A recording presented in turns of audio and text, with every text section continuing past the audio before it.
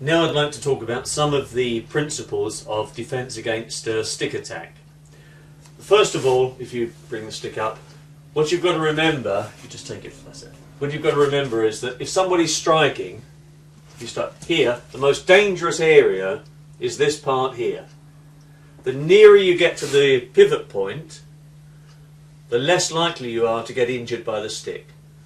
So for example, if Kieran strikes at me and I move out the way, he can still come and strike again. So just take it from there, Kieran. So for example here, if he strikes at me, I move out the way, he can still make a second or a third or a fourth strike. So the most important thing to do with any stick attack is to get to the pivot point, to the centre. If you can control your opponent from this position, it's less likely you're going to get hit with that stick. So for example, striking down, you'll move, you'll pivot to the side, get out the way of the stick, and you'll get in very close to him here. Same on the other side. Block. Stay close, well out the combative range of the stick, and then you'll apply a technique or a punch or a strike or whatever's necessary. Ah! Hey! Hey! Ah! Hey! Ah! Hey! Hey!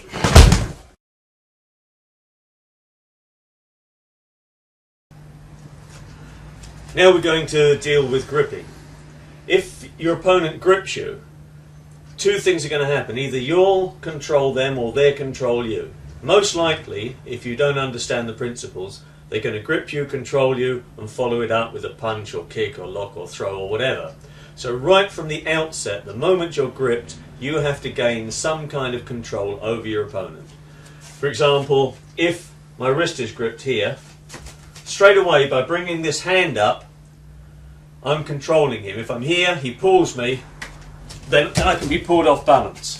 And simply by making this movement here, I can prevent him from pulling me off balance. Straight away I'm controlling him.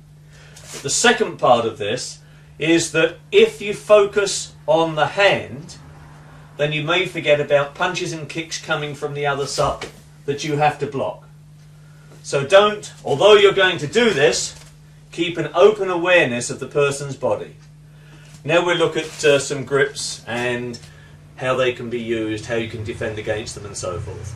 In this technique, you take up a stance like this, as if you're going to punch, but your opponent grabs both your wrists. From here, you bring this elbow right the way over and make a Z of his arm and hand.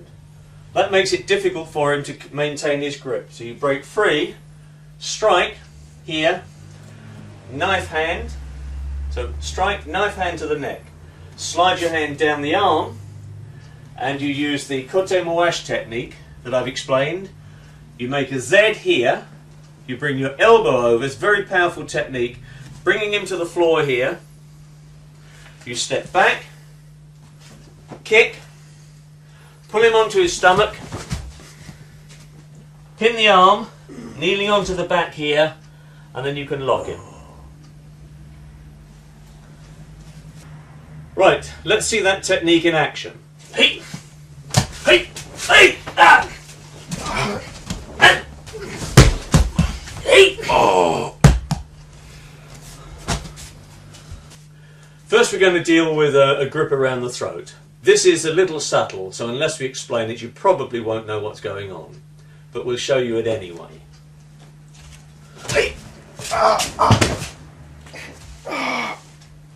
Right, I'll explain what's happening with that technique. As the person goes to grip you, you make a spear hand and you go straight underneath the armpit. Then you make a pinch in action with the index finger and the thumb just here. And you squeeze the muscle together. Causes an intense pain. Most of the time that will stop the person maintaining their grip. So if you could just slip your jacket off, Asad, I can just on that side, it's fine.